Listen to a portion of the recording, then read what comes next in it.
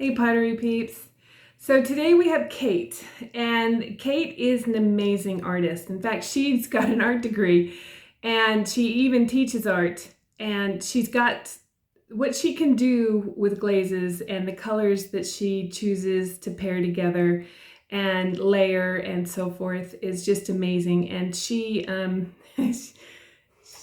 don't know if she spends more money on glazes than I do, but it might be close. Anyway, if you've been in this for a while, how glazes can become addicting. She's also going to show you how she applies her appliques and the companies that she gets them from. I just have to give a shout out to my students who are just willing to step up and give me a handout. Mac, Pottery by Mac, who you saw do the death moth, she does a lot of reels, and where she shows process and so forth on Instagram. But Savannah and Kate, I do believe this is their first video, and I think Max was her first full-length video. Everything's just been reels, and so this has been another way they're learning. So they're helping me out, but they're also learning. So that's kind of cool. I've been really enjoying learning from them, and it's a unique situation to see what they're doing and how they're teaching and so forth. And I just love it, absolutely love it. Anyway, Kate is amazing. She's the sweetest woman, just so sweet. So I am going to hand it over to Kate, and next week you'll have me, and I'll give you an update. So show up for that. All right, so take it away, Kate. Hi, Hobble Creek Pottery peeps. My name is Kate, and I'm going to talk about glazes today and demo some of the techniques that I have with how I glaze things and surface decorating, and then really just dive deep into maybe a little bit of color theory and like my favorite glazes. So here's some mugs that I've made recently with some of my favorite glazes on it. I have these two mugs that I just got out of the bisque kiln, and so I'm going to demo glazing those and how I make glazing decisions. And so we'll go ahead and get started with that. So actually, before we glaze, I was going to just show you how I put on underglaze transfers. I know probably a lot of you maybe already know how to do that, but I'll just show you my quick and easy way of doing it. So I have 4 mugs that have just been made, and they're just basic shapes. I try, since I kind of do a lot with the glazing and like the imagery, I try to keep the mug shape really simple. I just feel like when you're doing surface decoration, keep something simple and go over the top with some things like maybe color or whatever. So I have 4 basic simple mug shapes, and I'm going to add transfers to them like I said. I've got some sponges, I've got a needle tool, I've got a rib, just a red, really flexible rib, water, and some transfers. So really like Sandbow transfers. I also really like Ceramica transfers. That's a company in Canada. I buy from Elon. I buy from all of the transfers companies, but I probably use Sandbow and Ceramica transfers the most. So I thought one of the mugs, I'll put some trees on the bottom of them that kind of look like that. I've got some fun mushrooms, and I showed you earlier there was some mushroom mugs that I had already made. These are from Sandbow. Sorry, the trees were from Ceramica. And then I've got some fun animals. So this is all kind of cut up, but this is Ceramica transfers. They're animals. So I've used a lot of them, but there's some unique ones like some elk and like this bighorn sheep, and some like there's hedgehogs, but I've already used all of them and cut them out. There's some skunks, there's some funny ones, And I think these must just be images from the public domain because um, Sandbow has some of the same ones. Oh shoot, there was a little bit of water over there and this just got a little bit wet. You got to be careful of that. But they have kind of the same ones, but they don't have all the same ones as Ceramica. So I thought that I would do a buffalo one and show you guys how I do add just the buffalo transfer. So I'll go ahead and cut out my buffalo. And I like to add it on to both sides of the mug. So I'll have one buffalo here, and then on the other side, I'll have another buffalo. And I use mostly the black transfers or these blue ones.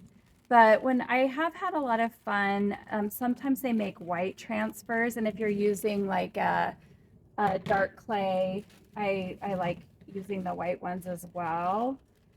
And there's some really pretty glazes that I've found that show up really kind of nice on a dark clay body. But today I'm just using the clay that I used was B-Mix, Aardvark B-Mix 5. And so it's just your basic buff colored clay. So I've got these cut out now and I'm ready to add the transfer on. So I am going to just kind of figure out where I want it on there and kind of hold it. And as soon as I add a little bit of water to it with a sponge, I kind of start gluing it on there. I didn't think too much about it. This buffalo is kind of bigger, so I just have to squeeze them in since I'm doing two. So I go right up against the handle. And I'm gonna just get him on there like so. And then I'll come back and really make sure he's transferred on there really good. So we'll go ahead and do the other side. And same thing, we'll just kind of have like some blank space right there, but I'm gonna try to put him right up against the handle. So I kind of got into pottery after taking about a 20-year break. I did a lot in high school and college. And then after I graduated college, there just wasn't a lot of, there wasn't a pottery studio in my town. I didn't have the equipment. And so I just thought to myself, someday I will buy all the equipment and return to pottery. But it took me 20 years to like get back to it. But I did study art in college, more like drawing and painting. But I always loved my ceramic classes that I took. And although I didn't feel like I was ever like one of the better or the best in the class at it, I found that it was just really almost therapeutic. And I just absolutely loved it. And so it's been fun getting back into pottery the last 4 years. One of the things though, after taking like a 20-year break, was realizing that there were commercial glazes where when I was taking it in like the early 2000s or the late like 90s, there was just glazes that you dipped out of like a big bucket. Also, the fact that you can print on clay with transfers, that was new too. I didn't know if that was around. I'm sure there was mono printing, but the basics that I knew of it, I wasn't ever exposed to that. And so when I found that nowadays you can print on clay and do all these cool things, I've really gotten into it. I like how you can get really kind of collagey with the transfers and do some fun things. So I am just getting it wet. I'm kind of going back and forth and getting them wet and then taking my red rib and just gently trying to get the image to transfer on. And it's just kind of like a little dance that I do back and forth until I make sure that it's really on there good. So I am going to just sponge it off one more time, and you can kind of see once it starts getting darker, it's like saturating into the clay more. And then we'll kind of see, we'll take a peek and see how well it's transferring. I also really love working with transfers because you can screw it up, but you can also, it's, if you know a few tricks, like if things aren't transferring good, there's tricks to like get it right. So I am hoping that that's good enough. We'll see. Just maybe one more little rib on the face to make sure the face got on there really good. Okay. So we'll take the needle tool and just kind of lift the edge off and we'll see how it's transferring. And let's see, how are we doing? Looks like it's doing pretty good. So I'm gonna just slowly peel it. If I find that it's not transferring at all good, I'll just stick it back on there and sponge it a little bit more, but I might have done a good enough job to really get it on there good. I think maybe I didn't get it as good right here, so I'll just make sure. And these kind of have a vintage feel to them. So if you don't transfer it perfectly, you kind of get that like vintagey, like it didn't transfer perfect feel and it still looks kind of cool. So that transferred nicely. If I feel like I smudged it or I smeared the color at all, I take one of my white mud tool sponges because they're just so nice and smooth and just kind of clean up any areas. And I'm going to do the same on this side, and then I'll meet you back to glaze one that's already been bisqued. Hi, I'm back. So I finished putting the underglaze transfers on the 4 mugs. So I'll have these fun mugs to like decide glaze colors on once they've dried out and I've bisque fired them. So just wanted to show you how fun some of the transfers are.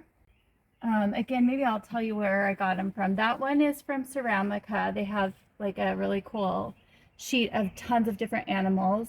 This one's from Ceramica, and it's a sheet that has mountains and different kinds of trees, and that one's just really fun. This one's Sandbow with buffalo, and it comes in black or blue. And then the mushrooms are also from Sandbow.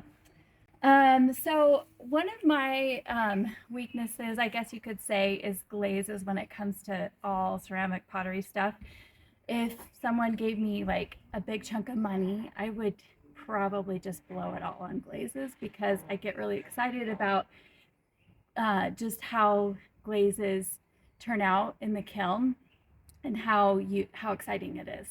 So the basic lines that I use that I wanted to share with you guys, and then one of my favorite glazes and a few glazing secrets, because I've just done a deep dive into glazes over the past few years. So I started out probably as most people with Mako, the Mako line and the Amico line. And I like them. They're good. They go on really smooth, and they're nice quality glazes. There's some that I like more than others. I found that a lot of the Amico glazes, if you just brush on the glaze, it can feel kind of flat or one-dimensional. So when I first started, I was just doing Amico and Mako. I got really into glaze layering because I wanted the glazes to run and drip and do cool things and get like the micro crystals or whatever it is. I always wanted the glazes to do really interesting things. Sorry about that minor interruption. I didn't want my son to let dogs out and be all barky and crazy outside. So anyways, I was talking about Amico and Mako. So I have, like, with experimentation, found some really good glazes that if you layer them, they do really cool things. But then I started diving deep into other glaze lines like Coyote's their Archie glazes, especially that line, they just, without having to layer with other colors, oftentimes they just do some really unique, cool things where you just put on your 2 to 3 coats and then put it in the kiln and it just does cool things without having to like put a ton of hours into glazing. Same with the Spectrum line. There's the Shino line, which is they're more like matte um, or semi-gloss type glaze. They're not super high gloss glazes. Those ones are really cool and do some cool things. And then, but probably my favorite from Spectrum is their floating glazes. And I'll show you some of those. And then Midnight Ceramics, they're like the small company and they've developed maybe a dozen or so glazes that are pretty spectacular that I really love too. They only update a few times a year, so you have to get on their email list. And when they say they're doing an update, you need to jump on it. They did an update a week or two ago, and within 2 or 3 hours, they were sold out of my favorite glaze. But I luckily had enough of that glaze that I wasn't gonna be worried too much. But yeah, they go fast. So if you go on midnightceramics.com, they might still have a few on there right now. They might be sold out of everything. I'm hoping they'll do more updates more often, but in the past couple of years, they'll do like maybe 2 or 3 a year, where they'll just update and make them available. Okay, so my background is in drawing and painting, and so when I glaze, sometimes I like to think of like I'll get all my glaze samples out, and I almost like think of it like I have a palette, like if I was painting with like oil paints or something like that. And I get all my colors and like, so let's pretend that this is like a palette, this too. Normally if I am painting with like paint, I organize the colors in sections, like the greens are over here and then the blues I like, but I kind of just lay all my glazes out. And what I've really liked doing the last like year or so is just like when you're painting a painting, like sometimes it's fun to like maybe you have your favorite green, and then when you put the blue, your favorite blue next to that green, it just like makes the painting awesome. So I've just gotten into the habit of like picking 2 colors and glazing things like an inside of the mug one color and an outside the other. And I'm always trying to like put colors together that really like enhance each other. So I think what I'm going to do is talk to you about some of my favorite glazes and why I like them, and then we'll talk about combinations. So I'll just kind of jump around from the different lines, but here's a pumpkin mug that I made last fall. It has coyote papaya on the outside, and on the inside is Spectrum kimchi. And it's just, you can see the glaze, it does like fun things. It like runs in the cracks, and on the inside it just does a lot of fun, cool things. Another one of my favorites, this is a yarn bowl that I made. This is nori green, and it's the floating Spectrum glaze. And just look at how spectacular that green is. The inside actually is one of their more matte glazes from their Shino line, and it's called Blue Oyster. I tend to sometimes find it runs. So I've actually ruined a bunch of pieces where it just ran off onto my kiln shelves. So lately I've been putting more on the inside of mugs, this color, on the inside of mugs where it can't do too much damage. And then also sometimes this one pinholes. Their whole Shino line will pinhole on me. And if I do a cone 5 glaze, and if I just stick it back in there without doing much with it, like refire it, it works itself out. But I've been experimenting with just doing a cone 6 glaze instead when I'm using the Shino glazes, and I think so far it's helped with the pinholing a lot. I think those Shino glazes just like a little bit hotter of a glaze. My very favorite red is deep fire brick red, which normally is like a little bit too deep for me. So this one is actually two glazes layered and it just brightens it up. It's so you start with 2 coats of deep fire brick red by Amico, and then layer on top of it Snapdragon, their Celadon line from Amico as well. And it takes it from like a really dark red to like a bright, pretty red. And I love how you can see the little fire brick speckles in it. So this is a mug that I made and I paired it with, this is Coyote, trying to think of the name of it. It's right here, Rhubarb. And so that one's one of my favorites. Another Coyote color that I like that's really drippy, especially if you brush it on in waves, it will encourage it to like get thicker. If you glaze it just straight, it won't do this as much. You kind of have to like encourage it by doing it wavy. And I'll show you when I demo a glaze.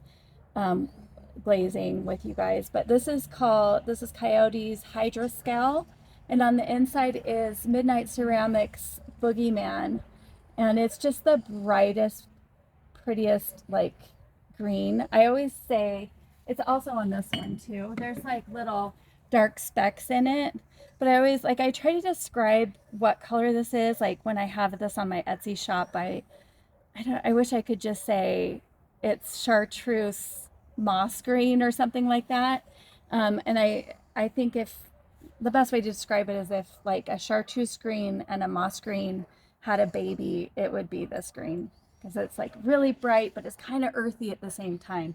And it's pretty spectacular. On the inside is my go-to. If I don't know what to glaze something, I'm just like, I can't figure out what glaze I want to put with something. I will use its Spectrum, sorry, I don't want to forget what it's, Floating Celadon. And here's the sample of it. It literally goes good with any color. And I just want to prove this to you a little bit. Like if you did orange with that color, it looks awesome. If you do red with that color, it would look awesome. If you do this autumn purple by Spectrum with it, it would look awesome. Like I don't think it doesn't look good with any color that I have ever tried with it. So this is like a good neutral color. It's kind of blue, it's kind of gray, kind of green. I don't know what color it is, but it's awesome. And it literally goes with any color. And I think of it as kind of like a neutral. Let me see, what else am I missing? Oh, this is a really pretty color as well. It's called Glacier by Spectrum. And I put pearl white on top of it. And I found this is what pearl white looks like just by itself. It's kind of like, I don't know, it's not that great. And I don't like the color of it. But if you put it on top of things, it's amazing. And so this is an example of it on top of Glacier. It just, like, and it dripped. I probably glazed it to about here, and it just ran. It's very runny. And it did that on the other side. This is one of those artist cups where you can like it has like a little paintbrush rest on it. So that one is really good. I've put this over black and it goes kind of a really cool pink color. I mean, if you get pearl white from Spectrum, just put it on like try it on almost any color and see what it does. I am always amazed at how exciting it is when you're like, oh my gosh, like it looks so good on top of this color. So let me see, are there any other ones I wanted to talk about? I think I kind of like covered some of my favorites. Really quick, back to when I have my samples out, I start like pairing 2 colors together, and I can't really like figure it out unless I've actually put the colors together.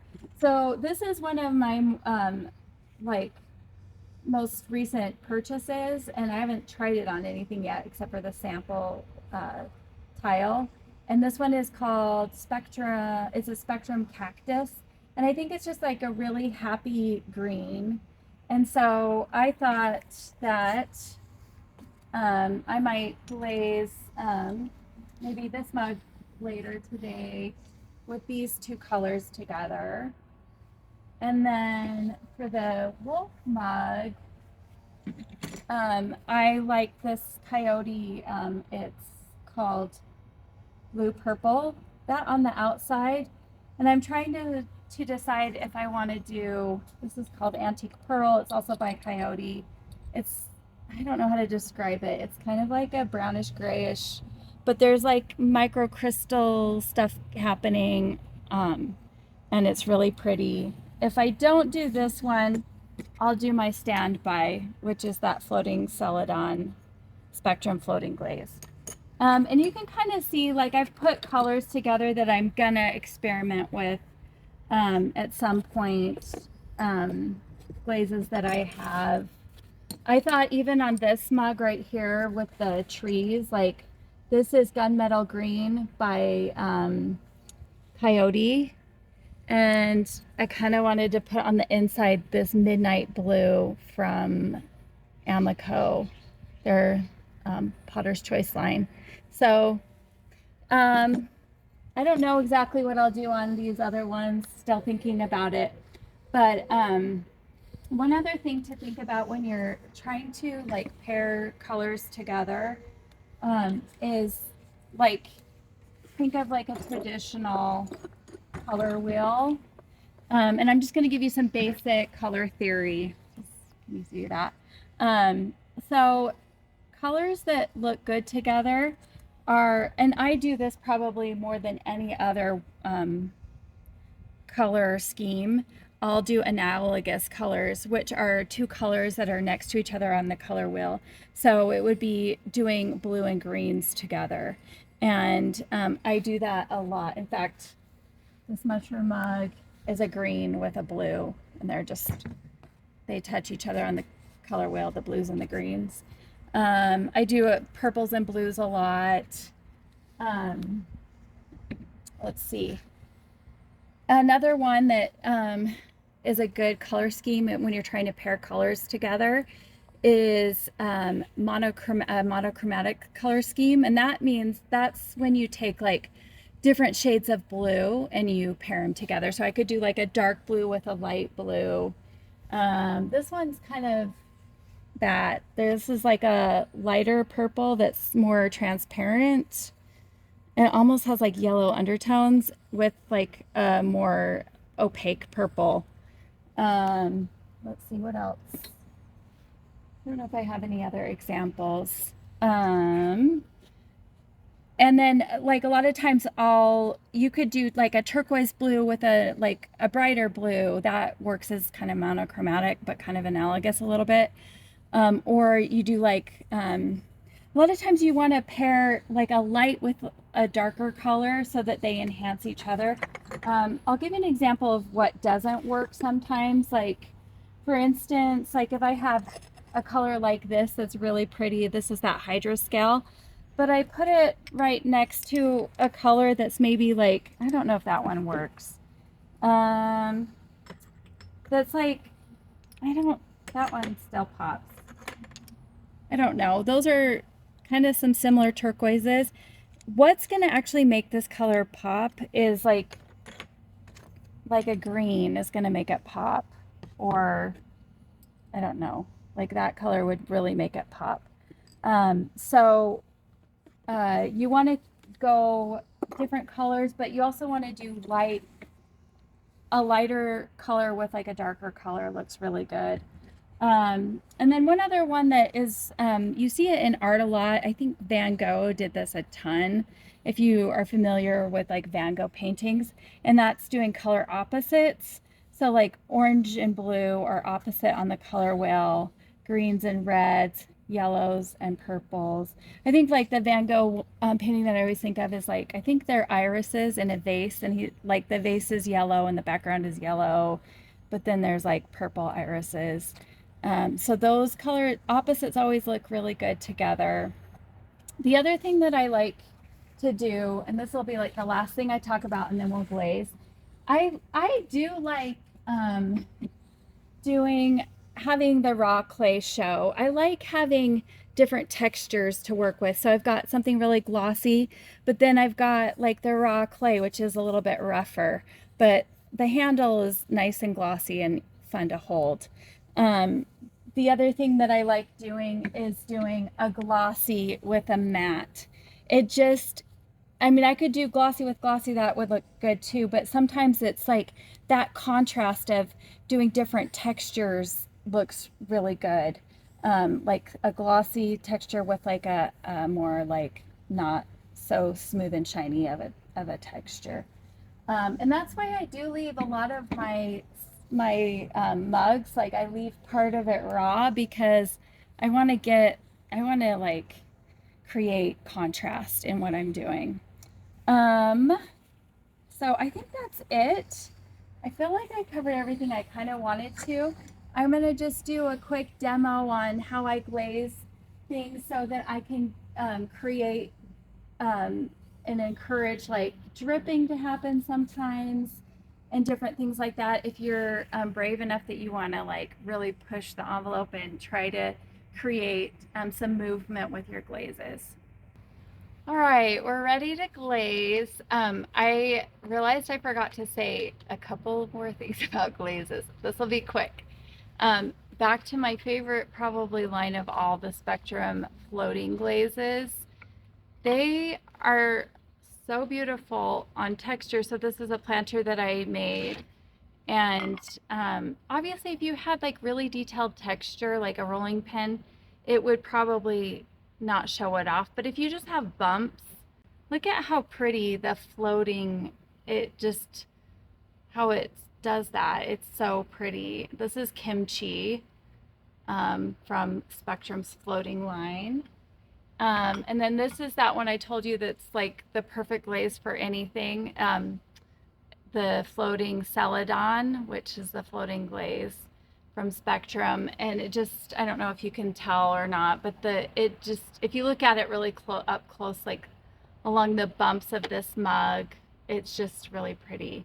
And then I did, just FYI, on the inside is Amethyst by Coyote. Is a really nice purple. Um, and then one other like fun thing that I've been wanting, a combination I've been wanting to try, and I encourage you to like go out into nature and like maybe you've planted some flowers in a pot outside and you really like a bright green leaf with like a pop of one of the flowers or something like that, and you're like, do I have those colors and glazes? Would they look good if I glazed something together with those two colors next to each other? There's actually a flower shop in town, and a few years back, I can't remember what the building color was before, but they painted it this like turquoise, deep turquoise blue. And it's just like a smallish, like old little building. But it's kind of like this color, the hydro scale. I don't know if you can see. Um, and right next to it is, it's been blooming and it's been this same color for a while now, is this tree with leaves that are like yellowish green. And every time I see it, it's like that color and like something kind of in between those two colors. And it makes me so happy when I see those colors together. Um, and I'm like, oh my gosh, I think I have those colors in glaze form. I need to glaze something. I don't know yet what, but I want to do a color combination where I've got like a turquoisey blue with like a pretty yellow or like a yellowish green, something like that. And it'll always make me think of that tree outside right by the flower shop. Anyways, so just look around and maybe even your wardrobe, like if you like purples, like the shirt, like do you have it in glaze form and like what would you wear with it? And or just things like that. So just something to think about.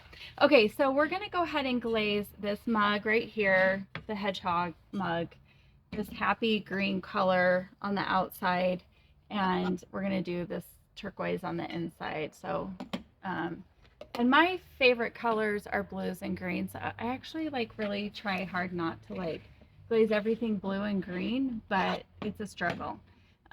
So we're gonna start by getting our glaze open. And I've got some just sponges, and the Mako fan brushes are great. There's just a bunch of them. They last a long time before they start falling apart, and they hold a lot of glaze. So this is, I think, like 8 and 4. They come in different sizes. The 8 is the bigger one, and the 4 is the smaller. I also got these at Hobby Lobby. They're just like right by the India ink, the ink like the art ink section where you dip. I don't know, but these are great too if you just need. They hold a lot of glaze as well, and they are great for small areas.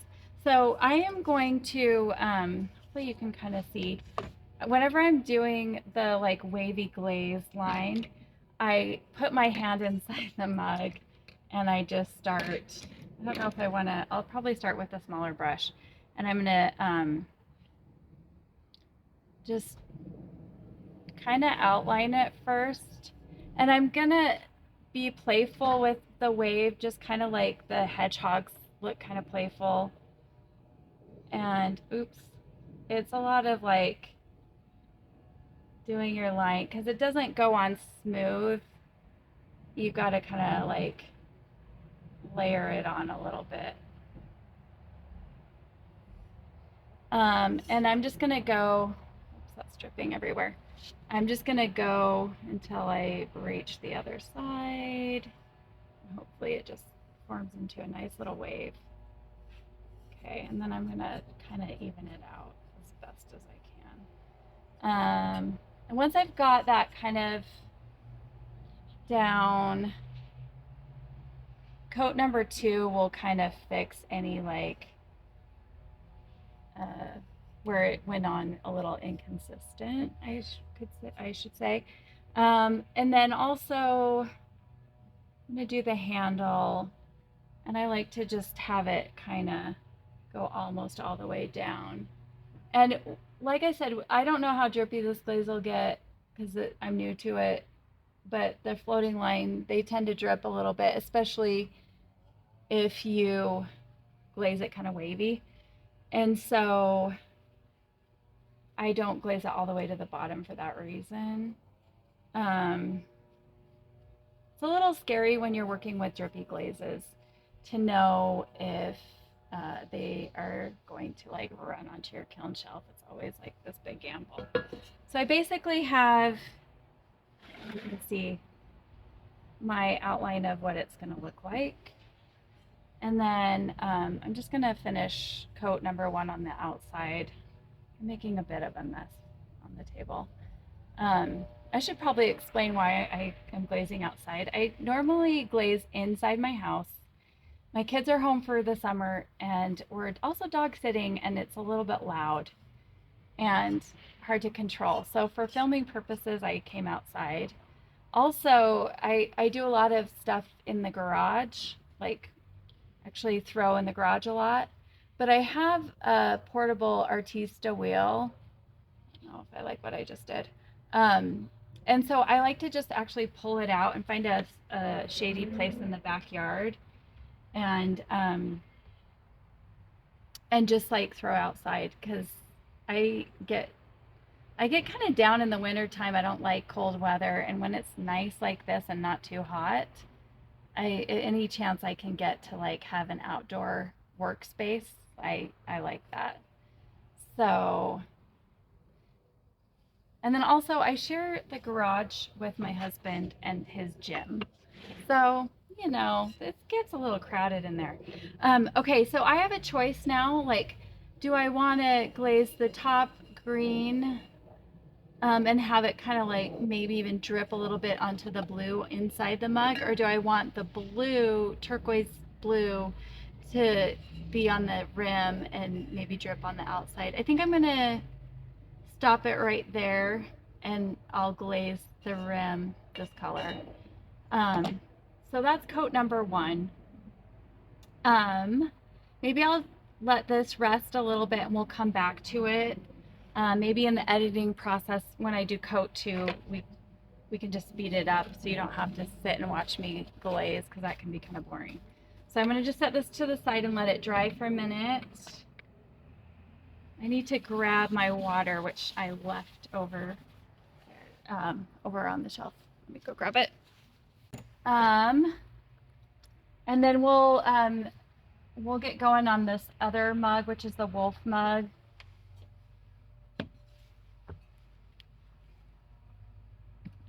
So I'm doing the wolf mug in this coyote blue purple color. So it'll be kind of like that on the outside. Um, and the way I like to do the animal mugs sometimes is either kind of make it look like they're in the color around it looks like they're in a cave or something, or just, I don't know. Um, or just kind of like give it a little bubble around it with color. I wonder if I have an example. Like this is kind of like I put the little the sheep, the whatever that's called, um, like it's in a cave, and then like these geese, I kind of just did a bubble around them. So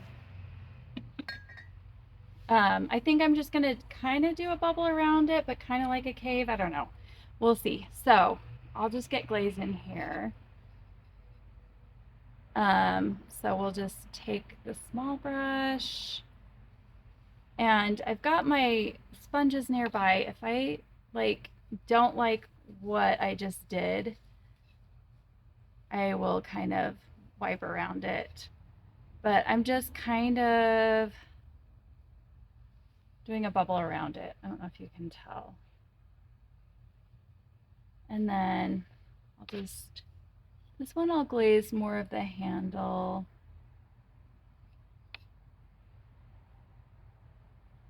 I don't know. Sometimes I um, make the decision as I'm doing it, like how much of the handle and how much to the bottom I want to glaze.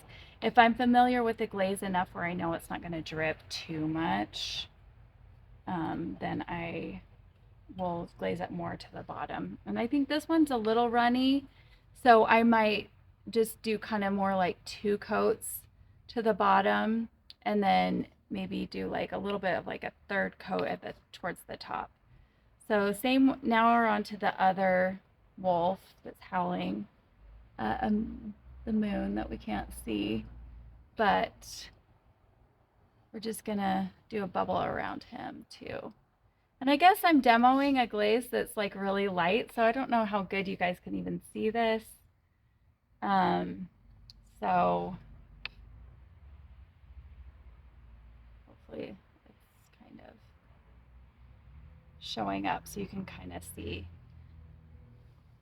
So as you can kind of see, there's just like a bubble around this guy and a bubble around that guy. I'll finish doing coat number 1. I think I'll do the rim, the purple, and then just do the antique pearl on the inside, and maybe the purple will drip a little bit into the inside. Kind of want to encourage that a little bit. So I'll quickly just finish that. I wanted, since Tiffany allowed me to take over her channel for this week, I wanted to just tell you a little bit about how I met Tiffany while I glaze this really quick. So Tiffany, I met her about 2 years ago. And it was right after I'd gotten a kiln and gotten into pottery. And first I got a kiln, and I didn't have a wheel for like a year, and I just did a ton of hand building and loved it. And I teach art classes, like drawing and painting classes, like private and small group classes. I do a lot of kids classes, things like that. And it was fun to get a kiln because then I had some 3D projects that we could do, and we just did a lot of hand building. And then I bought a kiln, but I just bought an Artista because I just was like trying to be economical with my purchases, especially since I have a problem with buying a lot of like tools and glazes and stuff like that. So I went kind of economical on the Artista, but it had gotten such good reviews, and I knew that it was a good wheel. I gifted it to myself, I guess, kind of for Christmas one year. And I got it all set up in my garage to throw. And the last time I had thrown was like 20 years ago. And I instantly remembered how to center, but I couldn't remember how to open. Like I was just throwing a cylinder and I couldn't remember how to open it. But I think the reason why I remembered how to center was because that was the thing that I struggled with the very most. Um, in college, it took me months to learn how to center. And I think just through the struggle of trying to get that down, I must have just like had it stick in my brain more so that when 20 years later I try to throw something again, it just came like riding a bike. Um, so, anyways, I was like watching all these YouTube videos and trying to figure out how to like teach myself from YouTube how to like throw again. And I was struggling a little bit. And I mentioned it to a friend of mine, and she said, "Well, there's a lady down the street from us who has a pottery studio in her backyard. It's beautiful. And I think she teaches classes, and I know her. Do you want me to introduce you guys?" And I was like, "Yes, please do." And so this was just like a couple years ago. We walked over there one afternoon, and it was right after Tiffany had had her first knee surgery. And she gave me a little tour of her studio. And at the time, she was teaching a bunch of students, and she didn't have room for any more. And I just said, "Oh, can I please get on some sort of wait list?" And so eventually, not too long after that, I started taking classes from her, and it was awesome. Tiffany's a great teacher. She's the kind of person that can look at something and without like instruction figure out how to do. I mean, she's done and she has enough experience throwing on the wheel and doing pottery that she doesn't. She just instinctively knows what to do, and I'm always amazed by that. Like throwing pieces and morphing um, pieces on the wheel and different things like that. Stuff that I'm like scared to do and nervous to do. And she always gives such good confidence and helps helps. I think more than anything helps me uh, just go for things, you know. And who cares if you screw up? You learn from your mistakes, and it's just all about the creative problem solving process when you're doing pottery. Okay, so that's my first coat for this one. Like I said, I'm going to do this on the inside. I'm going to do 3 coats of each. I'll probably on both of these, kind of just take the 2 coats down because these are runny glazes a little bit. Take 2 coats down to the bottom and maybe like do more of like a third coat that tapers off higher up, if that makes sense. So rather than have you guys sit and watch me glaze, I will hurry and finish this and then I'll catch up with you guys on the other side. Okay, I'm all done glazing these 2 mugs. So on this one, I took it all the way to the bottom of the little pattern. Um, and sometimes it'll bleed. I don't know if you can tell, it bled like yellow a little bit. It'll do that on the raw clay. Oops, it's still a little bit wet. And don't worry if that happens. If you try this technique and you leave some of the clay raw, it will burn out and just be normal when you fire it. Um, but the fact it might drip onto the hedgehogs, but I kind of don't think it will. My experience has been when you do like a wavy pat line like this with a drippier type glaze like the floating glazes, it'll just get thicker and do kind of some fun funky things along the edge. See, it did drip right there, which I was fine with. It got a little thick right there, but it'll get thicker, and it just by virtue of like glazing it in a wavy pattern, it encourages the glaze as it melts to kind of like go in those channels, and it's cool. I love playing around with that. So this one's good to go, and then I finished the wolf results as well. And rather than glazing it all the way to the bottom, I kind of did the third coat and just kind of ended it here, and same with like about right here. So I probably glaze the third coat like two-thirds of the way down, if that makes sense. And then the inside is going to be like, it's bright orange right now, but it'll be this pretty color on the inside. So that's that. I will be firing these in the next few days, and I'll probably put these on my Instagram. So if you're interested in seeing the results, you can kind of check my Instagram. I think Tiffany is gonna include that with the show notes or whatever. Um, and if I'm definitely no expert on glazing, I just really love it and have experimented with it a lot. So if anyone has any questions, feel free to also email me. I'll include that too. I'm happy to share any information at all. One thing that I really loved about taking classes from Tiffany is just the community that she has provided and like created of potters just in our little area in our town. And obviously also on YouTube, she's created this community. And she is just so willing to and generous to share all the information that she knows. And I like to kind of follow her lead with that. I am happy to share anything that I know about my experiences with glazing and with the certain glazes that I've experimented with. So feel free to reach out if you have any questions. And just want to thank Tiffany for giving me this opportunity to share just a little bit of my process with all of you. And I guess that's it. Thanks, everyone.